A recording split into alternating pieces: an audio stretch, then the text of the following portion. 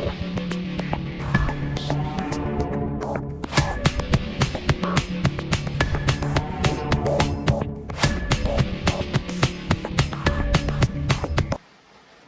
YouTube land, Taekwondo's doing another action figure review, and today we are looking at one of the new 2025 Fallout, or it's the Amazon Prime Fallout TV series, not the based on the video games, but you could almost use them in the video game line figures, or video game tie-in figure line. This is the Ghoul from Mcfarlane Toys, and this is based on the Walton Goggins character from the same series of the same name, Fallout. So on the front of the packaging, you can see it has this is the Fallout TV series branding. There is a normal Fallout stuff, and I believe it has different style packaging. I could be wrong, but I believe, because this is Vault 33, which is, and you have the characters from the series on the side of the packaging. You have, well, it's other characters in this wave and the characters from the show. So you have Maximus, and I cannot remember her character's name, but she's the Vault Dweller, the survivor. And then you have an image, a really great image of Walton Goggins in his prosthetic makeup for the Ghoul on the back of the box. And you got some legalese stuff. And then for the figure, we will get into that in a moment, but if I just finish the box, you have more legalese stuff on the bottom, and then on the top of the box you have the name of the character again and just the Fallout logo. So I'm going to pause it here. We're going to zoom in on the character and we'll have a quick look at the figure within. And here he is in all his glory. We'll have a look at the height of the figure first, then we'll just go through some of his accessories, kind of the boring ones first, and then the actual figure accessories, and then we'll get cracking. So he does stand to the top of his Stetson, or his cowboy hat, or whatever you want to call it. He does stand around the 7-inch mark, as I knock him over. I have had issues trying to get him to stand, so hopefully he'll stand right back up. Knowing my luck, I'll have to be fiddling around with him to get him to stand. His feet seem to be a little bit awkward to stand, but we'll get into that in a minute. Now, I did pick this up from the awesome folks at Uncanny Collectibles, and I will throw a link in the description below.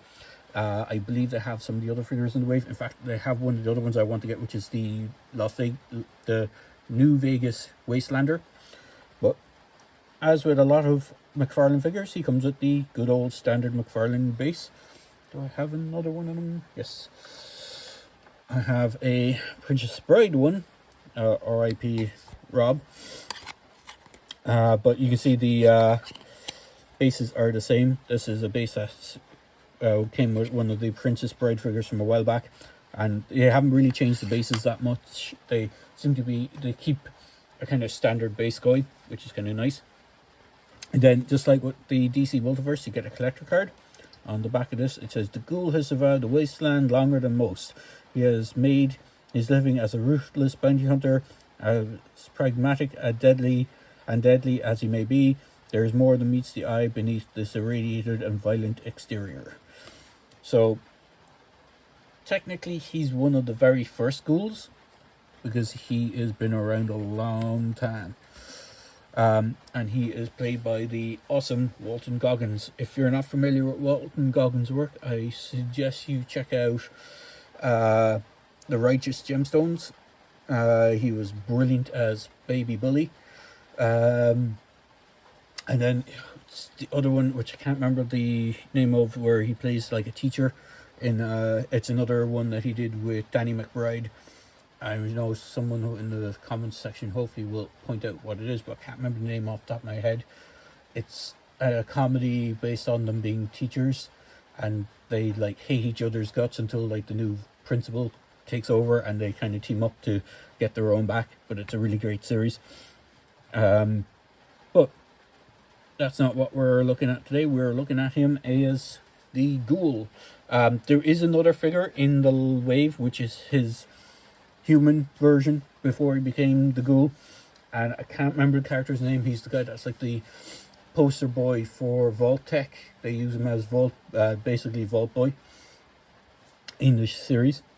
But he does come with a few accessories. Now, unlike some of the other figures, he doesn't have alternate hands, but he does have some cool accessories, which I'm going to take out of the holsters. So he does have working holsters for most of his, well, for all his weapons. So he has this one that's attached, it's glued up here, but it has a bandolier and bullets, and then it has like, it's a shotgun. So you have the kind of pump or Winchester style, you know, pump shotgun going on, which is kind of cool, which does fit quite nicely into that holster. He does fit it into his hand. Now it does take a little bit of finagling to get into his hand, because his hands has an open trigger, but they also have individual fingers. So I think actually got it in the other hand easier. So you can get it into his other hand again. So you can get in like that, but you should be able to get it within the trigger guard and the actual trigger. So you can get him holding it in quite some good posing. I just move him back, make it look like he's walking forward, and try and get him to stand, because he can be a little awkward to stand. And I think it's because of the way his feet are designed, but you can get him kind of doing an interesting stand. You can obviously take off his hat. And see if we can understand again. But yeah, you can get him to do that. He does have his pistol, which is, I know there's probably a name for these in game. I can't remember, because some of the weapons actually had like funny names. So like there's the Razor rifle was one of the games that, or one of the guns I can remember. But he's pretty cool. He's quite articulated. He does have the trench coat, and he has the undershirt. What's cool is it looks like he has his pinstripe kind of pants on underneath, and then he has these boots. I believe they're boots. I don't think they're shoes, because they have the what are they called? Not tassels, the things that cowboys have on the back of their heel spurs. He has like heel spurs on the back of his shoes, or on the back of his boots. So I believe these are supposed to be some sort of boot. They kind of look a little bit like dress shoes, but I don't think dress shoes have heel spurs. I could be wrong. He does have a kind of very cowboy-esque appearance, which is kind of cool. He has that like duster, the tattered duster from the Irradiated Wasteland and stuff, and the head sculpt is quite cool on this. It's really hard to tell that it is Walton Goggins, because even with the prosthetics in the show, they did a kind of good job of kind of disguising him as the ghoul, or as the ghoul. But he does look pretty cool. For articulation, his head is on a ball joint, so you get good range of movement. His arms can go up that much. There is a upper bicep swivel, which is quite tight on mine.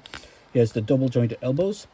He has the kind of rocker, or not rocker, he has the swivel wrist, but there's a hinge, and depending on which way you have the hinge facing, he'll either go in and out or up and down with that. He does have a waist swivel, which is quite tight on mine, but in order for you to get the pistol into the holster, you need to kind of move his waist around, get that in there, and just pop it back in, and then kind of squidge it in behind his trench coat. He can kick forward that much. He can do the splits about that much. Not great, because of the trench coat is kind of, it's rubber plastic, or kind of a rubberized plastic, but it will still hinder his movement that way. He does have double jointed knees. Again, with a lot of Mcfarlane stuff, when you kind of move the knee, it does look a little weird, because you have the big blank slab where the knee would be. Now, he does have peg holes on the bottom of the feet, which will probably come in handy for his stand, because, as I said, I have trouble standing him. His feet are kind of curved. I'm not sure if you see this, but they don't kind of fit flat, because it has this little extra heel piece on the bottom of his foot. So his foot has a kind of curvature to it. So if we can get him to put that base on him. So, bear with me a moment. There we go. Throw him onto his base. It should help him stand a good bit better. So he does stand with the base really reasonable. So you can get his gear back in. And then just for a comparison, because I have him handy and he's standing right beside me, He's not really related to the series, but we'll bring in comic book Ming the Merciless from NECA. I'm not sure why I have him standing there, but I'll bring him in anyway. So you can see they're roughly around the same size. It is a 7-inch scale line, so anything like NECA figures or other Mcfarlane lines should be in scale with this guy. So overall, he is a really cool figure. Now, I did pick up 2, so my next review, hopefully in sequence, if you're watching it in sequence, will be the other figure I picked up. There is as I said, there is a bunch of figures in the wave, in this initial first wave. I think it might be wave 1 and 2 together, I can't remember. But the ghoul was one of the ones that stood out for me that I really wanted. The other figure that I'm going to review, in fact, I'll just do a little showcase of him because he's pretty cool. And it's one of those things everyone who plays Fallout wants. So one of these, it's the T60 power armor. So this is one of the named characters, but we'll get into that when I get around to the review of this. But overall, I do really like the aesthetic and the sculpting on the ghoul figure. He is pretty cool. He should be available in most places at the time of this recording, but I will drop a link in the bottom, as I said, for the place where I got this version. And they might have more, or they might be able to order more if you're like me and in the Europe area. They do ship internationally, I do believe. So if you're kind of stuck to try and get one, you might be able to reach out and see if they can get one in for you. So there you go, guys. I hope you enjoyed this this video review for the Fallout Ghoul, and we will be back with another Fallout figure hopefully very, very shortly. Cheers, thanks for watching, and I hope you enjoyed this wherever you are.